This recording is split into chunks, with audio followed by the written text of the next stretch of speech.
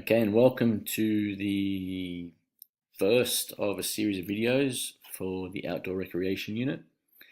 I'm going to start by looking at the teaching objective, and for this lesson, it's important to note that the lesson has been created to help you know the various factors that enhance our capacity to move and perform.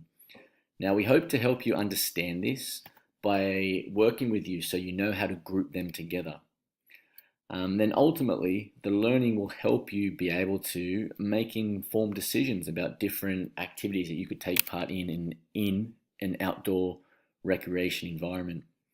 Now, to drive the lesson, we have a driving question, which is, what factors limit and enhance our capacity to move and perform in outdoor environments?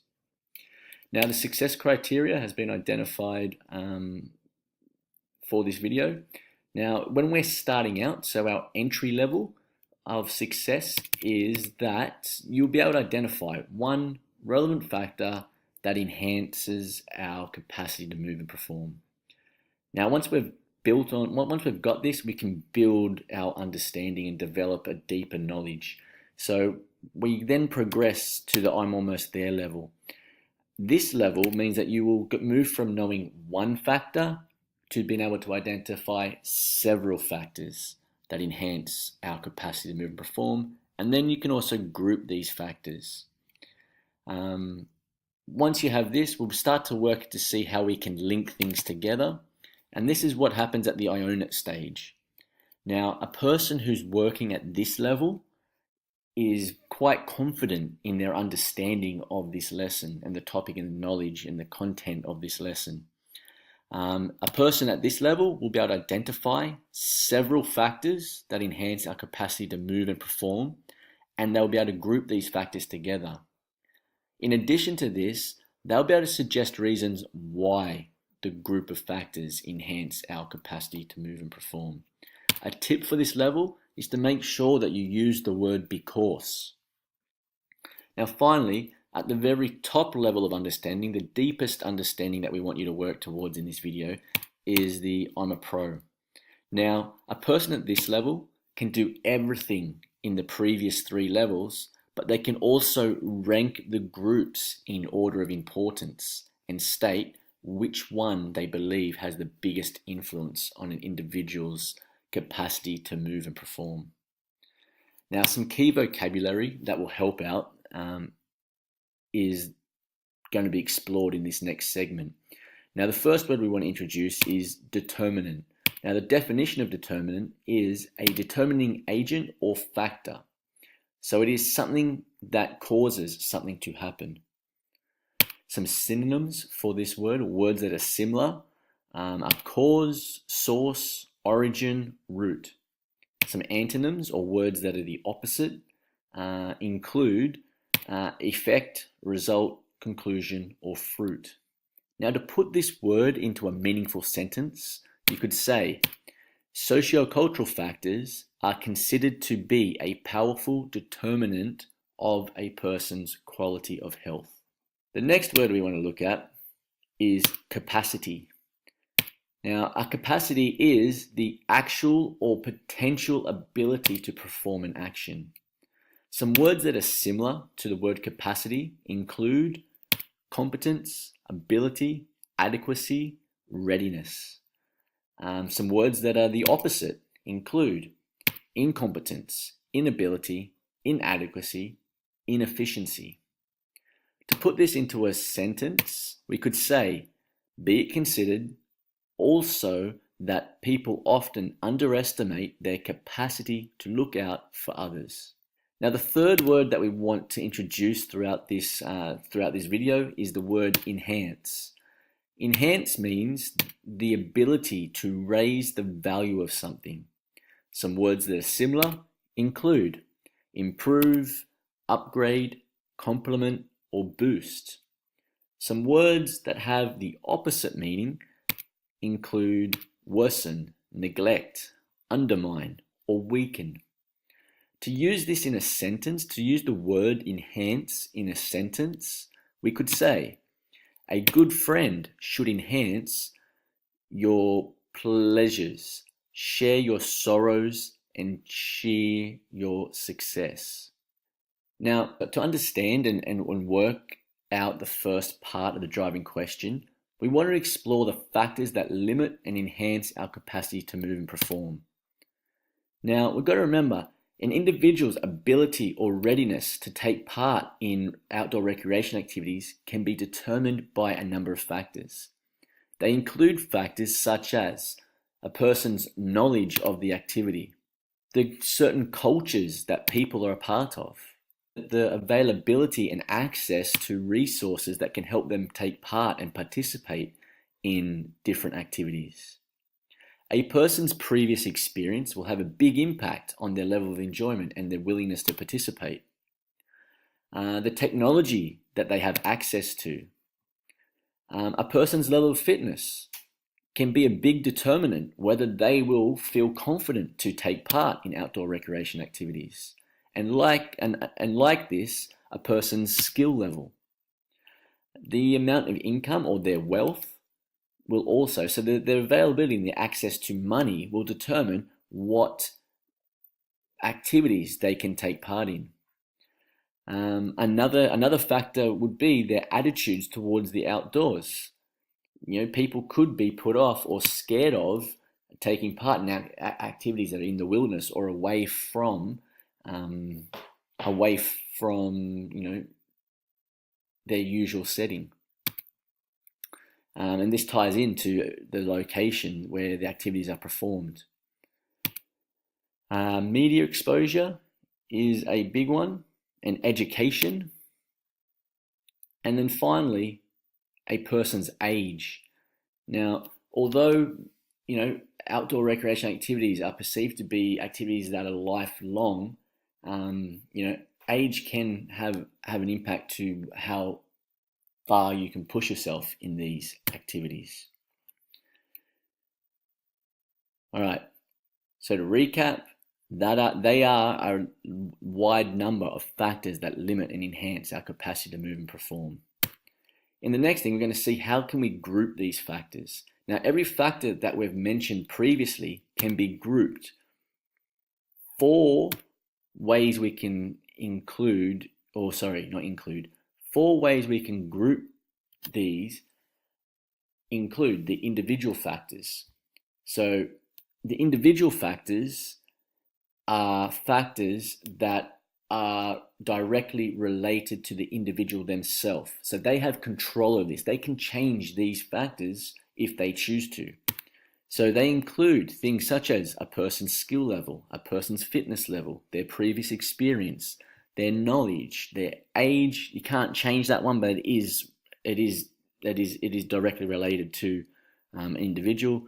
And then finally, attitudes. Attitudes can be changed. The second grouping can be what we call socio-cultural factors. So this is society and culture. So how society and the cultures around us impact the choices that we make. Now, 2 big factors here are media and culture. So what we see in the media and the messages we've received from the cultural groups we belong to. The next one is the socio-economic factors. So these are made up of education and income. So this is the amount of knowledge that we have is linked into this because education allows us to make informed decisions, and then obviously the amount of money we have will impact what we can and can't take part in. And then finally, the last one is the environmental factors. And this includes things like technology, the location, so where we are from. For instance, people in Western Sydney are probably going to be less likely to participate in, surfing every day just because the distance they have to travel to get to a beach. Whereas, they may be more likely to attend a gym because the amount of gyms and that in the area are quite high. And then again, that links into our access to resources. So what's in the area that we can use? Now, the last thing we need to look at is our capacity to take part in outdoor activities. Now, if we think about this, by identifying the factors and planning ways that we can overcome these factors will increase our ability or readiness to take part in outdoor recreation activities. So previously we looked at all the factors that we have to take consideration of. Things like our access to money. We can have a look at our location. We can look at our age. We can look at our fitness level. By looking at these factors and identifying how they impact us as individuals, we can then make plans on how to overcome or use these factors to for our betterment.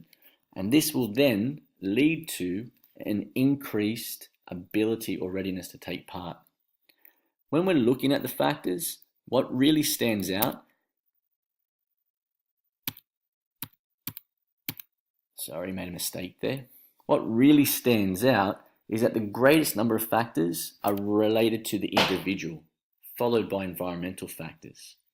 So what that means, that the result of that is slowly increasing our knowledge and experience of outdoor recreation activities will increase our physical activity capacity.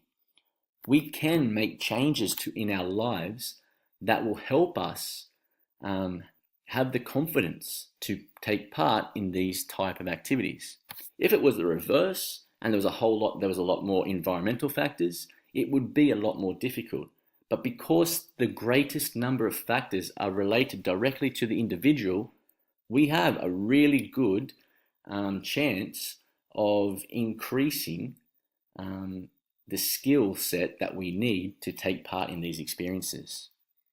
So although sometimes the outdoor recreation activities might seem a bit challenging, we definitely are in a position where we can work to improve our skill set so we have the skills needed to take part in these types of activities. Now, with the driving question, what factors limit and enhance our capacity to move and perform in outdoor environments? Please take some time to use the following sentence starters to demonstrate your understanding of the content we have covered. The first sentence starter that will be helpful for you to use is to sit down and think, in relation to the driving question, I'm thinking. So you can take a step back, look at our success criteria, and answer the driving question using the points in the success criteria.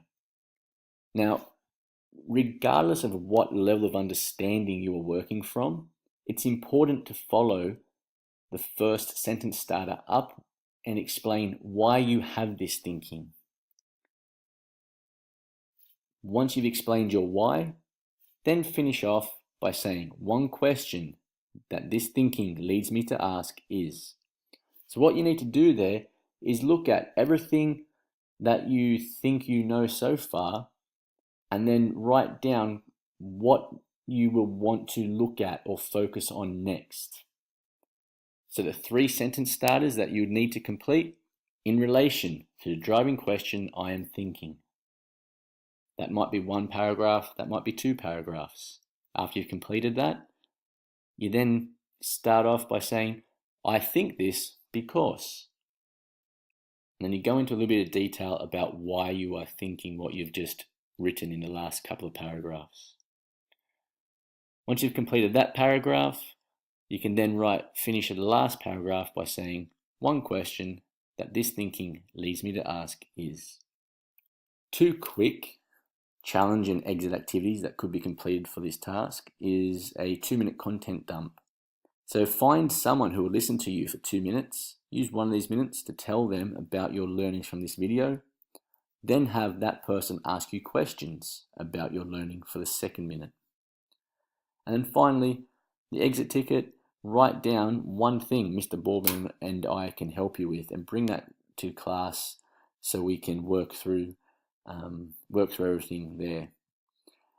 So yeah, guys, we've got to the end, and thank you very much, and I look forward to working with you guys and seeing you soon in class. Take care.